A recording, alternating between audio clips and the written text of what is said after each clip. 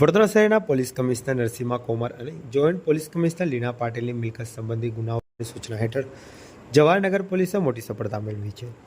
બાજવા વિસ્તારમાં આવેલી કંપનીના ગોડાઉનમાંથી કોપર કેબલના સ્ક્રેપની ચોરી કરનાર 3 આરોપીઓને મુદ્દામાલ સાથે દબોચી લેવામાં આવ્યા છે.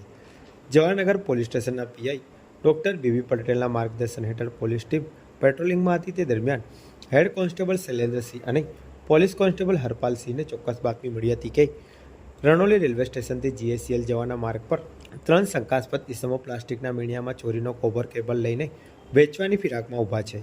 બાતમીના આધારે પોલીસે વોચ ગોઠવી 3 ઇસમોને કોર્ડન કરી ઝડપી પાડ્યા હતા.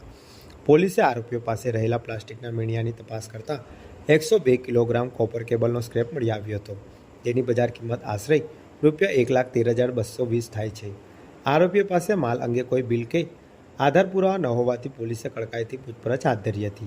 પોલીસની યુક્તિ પ્રયુક્તિથી કરવામાં આવેલી પૂછપરછમાં આરોપીઓએ કબૂલાત કરી હતી કે અંદાજે 20 દિવસ પહેલા રાત્રિના સમયે તેઓએ બાજવા રેલવે સ્ટેશન સામે આવેલા જીએમ કમ્પાઉન્ડના એક ગોડાઉનનું શટર તોડી આ કોપરની ચોરી કરી હતી.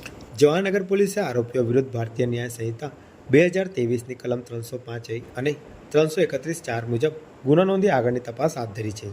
આ સફળ કામગીરીથી વિસ્તારમાં બનતા મિલકત સંબંધી ગુનાઓ પર લગામ આવશે તેવી આશા વ્યક્ત કરવામાં આવી રહી છે.